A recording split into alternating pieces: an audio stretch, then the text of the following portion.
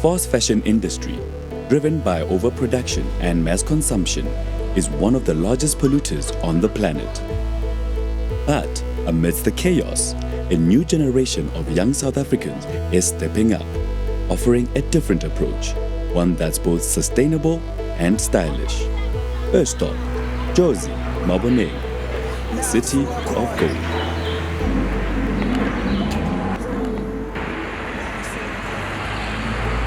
My name is Lebu Mahabani. I'm a Joburg-based vintage reseller, supplier, and curator. So I source most of my stuff in town, the CBD, but there's quite a lot of places you can source. But this is one of the main hubs, I guess, that I can't really reveal due to business purposes. But the main hub is Park Station, De Villiers Street. I think everybody knows that in Joburg. I think my earliest childhood memory when it comes to fashion should be on Sundays getting dressed up for church, because we lived in a big home back in Soweto, so it was my uncles, it was my mom, it was my gran, and I think everybody in my family was like very, very stylish. So I think I picked that up from a young age. Also, just like growing up in Soweto, people are very stylish there. People are very, very stylish, and like they make the most with what they have, you know. So I think I picked it up from there.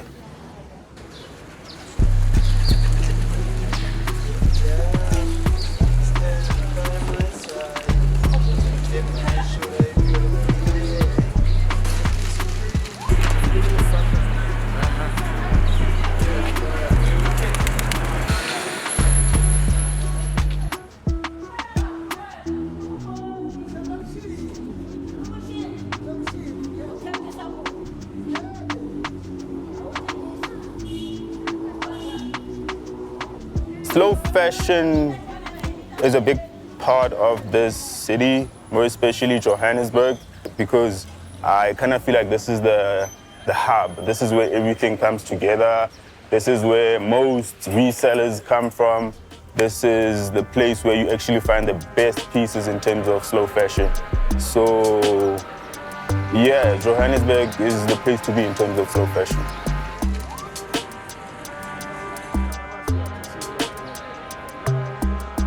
So, what's the qual? What's the qua? I mean, you know, I feel like you can look good. Honestly. Like, for instance, this I cut it out from my Mr. Price jeans. And I'm like redesigned and I made my own skirt. And this I thrifted for like 15 Rand. And this is like a thrifted tee. And this is like a hoodie. So I don't know if the drip is communicating. In Johannesburg, style is more than just a statement. It's a vital part of identity. Here, the emphasis on looking good goes hand in hand with a growing awareness of sustainability. It is quite clear that by embracing slow fashion, Joburg thrifters are not only celebrating individuality, but also making a positive impact on the environment.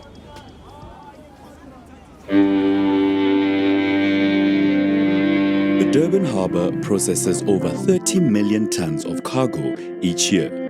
This is where most thrifted clothing arrives before it's transported to the rest of the country.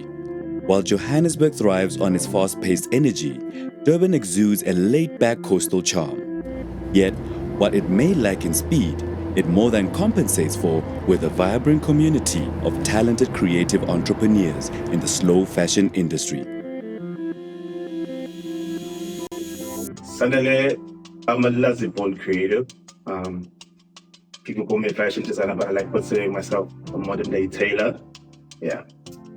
I do tailor garments, street high-end fashion. Still rolling with the old way of doing things, making the things myself. So everything is bespoke, done fresh on the spot. And I think what's happening right now, based on like how the West just uses Africa as refuge, as like a place where they can throw away whatever. I see it as terrorism for me personally. I can't remember which countries have banned it in this continent of Africa, but I do not know why we haven't. Because the one thing, everything that we have now is not really organic fabrics like your cottons, your leather, that's stuff that you can actually like recycle. So it's all now fiber-based stuff and stuff that we can't recycle, and recycle them it means affecting the environment in itself. So I think that's one thing that government in itself hasn't highlighted, because I know it's attached to a whole lot of people's like livelihoods. But at the same time, I feel like within a country of like what, close to 70 million now, we could have a lot of stuff that we can find that we can actually like recycle within our own sphere than us getting ships and containers full of that dead waste that is actually hurting our own environment. And everybody thinks that it's good, but it's not. The repercussions of it, yes, it might sustain a few people, but when you long term, it's gonna affect them. It goes back to them, because everything always affects the poor at the end of the day. So it'll end up with them, which is like really not good.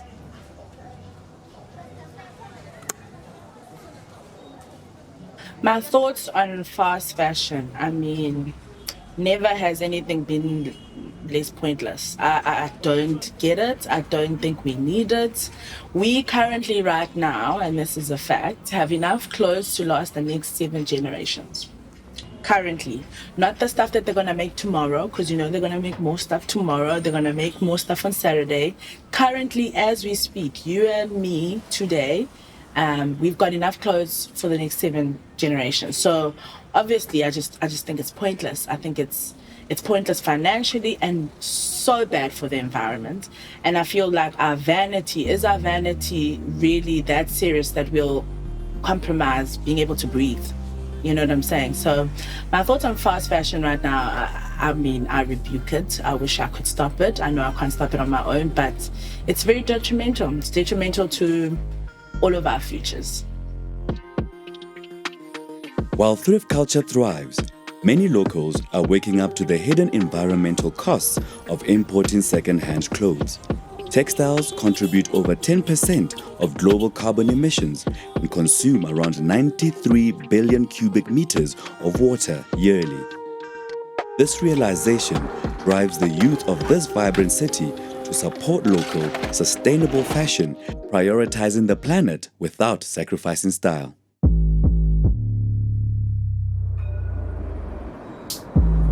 Imagine if Durban and Johannesburg had a baby. This is Cape Town. It feels like a perfect mix of Johannesburg's energy and Durban's eco-conscious vibe. With fashion producing 92 million tons of waste yearly, the city's shift towards sustainability blends Durban's green mindset with Johannesburg's bold style. In the Observatory neighborhood of Cape Town, pre-loved clothing is a lifestyle. Meet the tastemakers who make it all possible. I am Kolambata. I'm a co-owner at Collab 22. Tiny! He just wanted to see Tiny.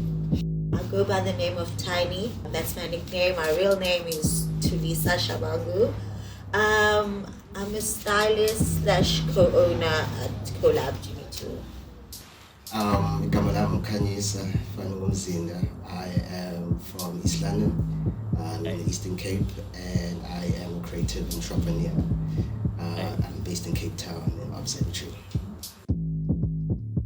The people that come to the event are exposed not only to, they would probably come for the musicians, but they'd be also like exposed to the clothes that are around, which is sometimes you might think secondhand is always like, you know, raggedy and old, but we try to like show them that you can actually get good items from a thrift store if you have a good eye. But we also make sure we don't just pick anything, because as we go out, there's a lot of, you know, raggedy clothes or whatever. So, but we make sure we keep it a certain standard, whereas when people come, they don't have that, that idea that secondhand clothes are very old and can't be worn. So yeah, so we're exposing people to an environment that where they can actually come, and if you're on a budget, you can still look good on a budget. In a country stitched with dark threads of oppression, post-apartheid youth are crafting a new fabric of hope, transforming hand-me-down histories into bold fashion statements. Through this journey, we have learned that thrift fashion isn't just a budget-friendly choice, it's a movement, a stand against the degradation of our planet and a force that builds community. We don't need more new clothes. We need better ways to care for the ones we have. Loving fashion is easy, but loving it responsibly is where the real change begins.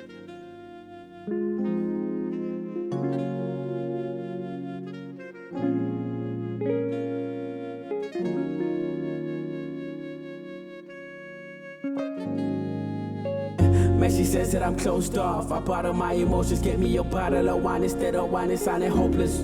Ain't all this chain smoking, keep me coping. Creating my own wave, not about all this coasting.